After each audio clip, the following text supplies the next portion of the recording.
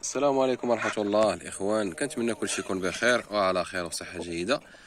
اليوم إن شاء الله كيف ما كتلاحظوا ندخلوا مباشرة في الموضوع. اليوم إن شاء الله غنتكلموا على الأهمية ديال المسرح مع القطيع ديال الدجاج البياض، وإن شاء الله غادي نهضروا على كيفاش أنك غادي تبدا مشروع، كيفاش أنك غادي تبدا الربح من البيض ديال الاستهلاك. دابا الأغلبية ديال الناس كيتواصلوا معايا على أساس أنهم باغيين يديروا البيض ديال الاستهلاك.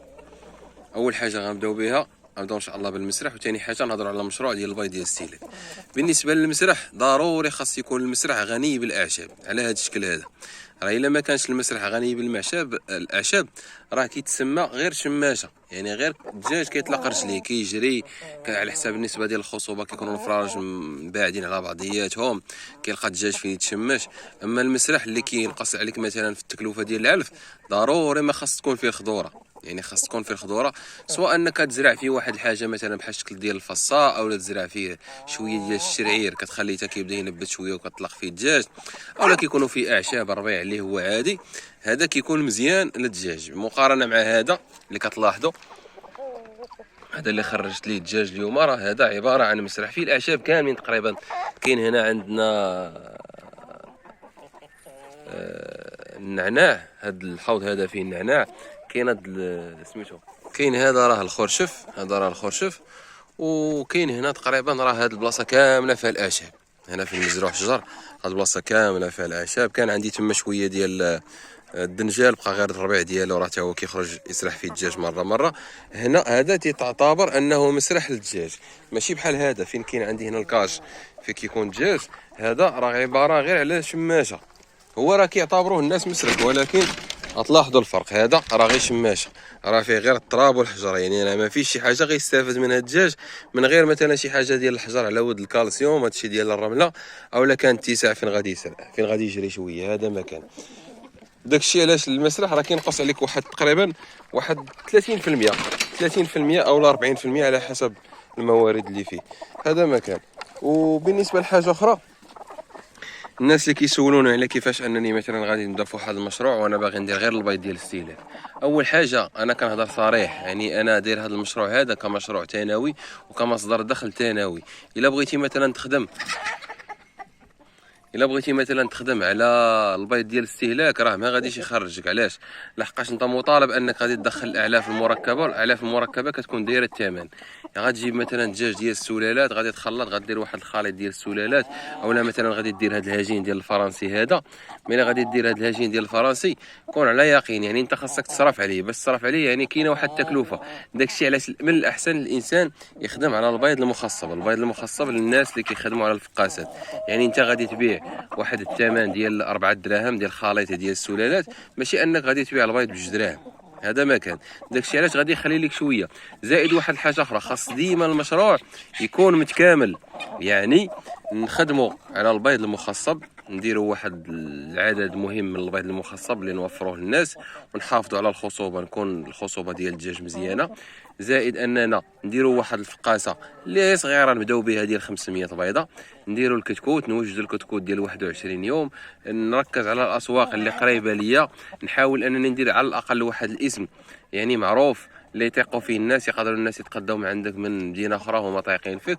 ونخدم على العتوقه او على الفرارج ديال التسمين، يعني المشروع كيكون متكامل. ونخدم حتى على البيض ديال الاستهلاك، يعني الا شاطت لك شي حاجه ديال البيض ما تباعتش لك كبيض مخصب، او لا قدامت، او لا عندك مثلا مشكل في القطيع في الخصوبه، هذيك الساعه غنخرجوها على اساس بيض ديال الاستهلاك.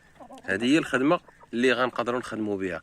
اما باش يجي واحد يقول لي مثلا لا غادي نخدم انا غير على البيض ديال الاستهلاك، كون على يقين كيبقى هذاك الناس اللي كتخدم على البيض ديال الاستهلاك راه الاغلبيه راه كنلاحظوها في البوادي، الناس ما كتعلفش العشيه، غيعطيه واحد شويه ديال الزرع ولا غيعطيه شويه ديال القمح حتى العشيه. هذا علاش يعني الا كنتي غادي تخدم على واحد المشروع، حاول انك تخدم على واحد المشروع اللي هو متكامل. كيف ما قلنا نحاولوا اننا نخدموا على واحد المشروع اللي هو متكامل، ونخدموا على واحد العدد اللي حنا غادي نقدروا اننا نجيريو، يعني ما غاديش نديروا العدد اللي اكثر من القياس، ونبداو الامور بخير وعلى خير.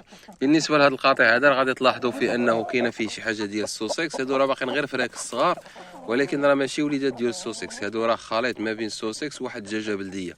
راهم كيكونوا هما اصلا خارجين على برا، ديما الناس اللي متبعيني راه كيشوفوهم خارجين على برا، وهذا القطيع هذا كنخرجوا عندهم. وعندي واحد البياسات ديال نيو هامشر، عندي واحد الانثى ديال نيو هامشر، واحد الذكر ديال نيو هامشر. هذوك باقي ما بالغينش اصلا، ما كيبيضوش، الذكر مازال ما كيخصبش، باقي طالقوا مع القطيع هذا. بين ما وجدوا ان شاء الله وغادي نحيدهم. هذا ما كان.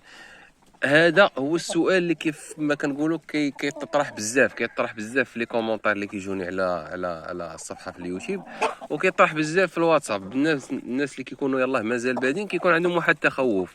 ديما انا كنصح الناس انهم يبداو بواحد العدد اللي هو قليل، يعني نبدا واحد لا كونتيتي ديال 30 او 40 دجاجه، نبدا بها بشويه، نعرف معاها الظروف ديال التربيه، نعرف شنو هما الامراض، نعرف شنو هما لي فاكسان. وديك الساعه ندرس السوق اللي انا فيه، يعني المنطقه اللي انت فيها اشنو مطلوب فيها. كاينه واحد المنطقه اللي كيكون مطلوب فيها مثلا الخليط، كاينه واحد المنطقه اللي كيكون مطلوب فيها الكروازي، كاينه واحد المنطقه اللي كيكون مطلوب فيها مثلا الفيومي. كل منطقه شنو كيطلب فيها. كلشي دجاج كيتباع وكلشي دجاج كيتشرى. ما كايناش شي حاجه، كاينش اللي غيقول لك لا حقه هذا راه غير في يومي، راه ما كيتباع ما كيتشرى، لا هذا راه غير سلالات ما كتباع ما كتشرى، لا راه السلالات ما عندهاش المناعه، لا حق الفيومي عنده المناعه. كلشي كيتباع وكيتشرى. وكيف ما قلت لكم في هذا القطاع ديال الدواجن، اي حاجه كتباع كتشرى، جميع الدواجن كيتباعوا وكيتشراو، يعني على حسب كل واحد والسوق اللي هو فيه. يعني انا خاصني نخدم داك الخصاص ديال السوق اللي قريب ليا، ونعرف كيفاش نتعامل مع الكليان اللي قريب ليا. هذا مكان. اما باش نبقى غير نسول ونبقى مثلا خايف، او لا انني نفكر انني في الرباح بزاف، نحاول انني نكثر من العدد من الديبار، كون لا يا اخي نقد ما بديتي بالجهد غادي طيح بالجهد. داكشي علاش الانسان كيبدا بشويه ليه وكيمشي درجه درجه، والامور كتكون مزيانه. نحاولوا اننا نوفروا الظروف المثاليه، يعني يكون المسكن ملائم، يعني ما يكونوش فيه التيارات الهوائيه، يكون عندنا نقاء، يكونوا الشرابات نقيين. من الاحسن يكون داكشي اوتوماتيك، كيف ما قلت لكم من الاحسن يكون داكشي اوتوماتيك، العلافات حتى هما يكون داكشي نقي، والامور كتمشي مضبوطه. ونحاول انني نعرف الامراض اللي كيصيبوا الدواجن، دوك الامراض الشائعه نبحث عليهم ونعرف الاعراض ديالهم، ونتوكل على الله. ما نبقاش نفكر بزاف، نبدا بواحد العدد اللي قليل ونتوكل على الله. وهذا راه الدجاج دابا بدا كيشد في البلاصه ديالو كيبيت. تقريبا هذه راه واحد 6:30 يمكن ديال العشيه، بدات كتغرب الشمس. هنا راه بدا كيبيت. بالنسبه لهذوك الحضانات اللي كدير لهم هنا راني حيدتهم، ما ولفهمش ليا الدجاج وجاو في البلاصه اللي هي باينه. عاود ترجعت غير هادو، غير هما ما درتهمش في الارض. حاولت انني نطلع جوج الفوق وخليت هادو اللي موالف عليهم الدجاج. وهذا مكان الاخوان. دابا الدجاج راه غادي يبدا يدخل من المسرح اللي قدام، غيتجمع دابا مع المغرب، الاذان ديال المغرب في هذا الوقت هذا.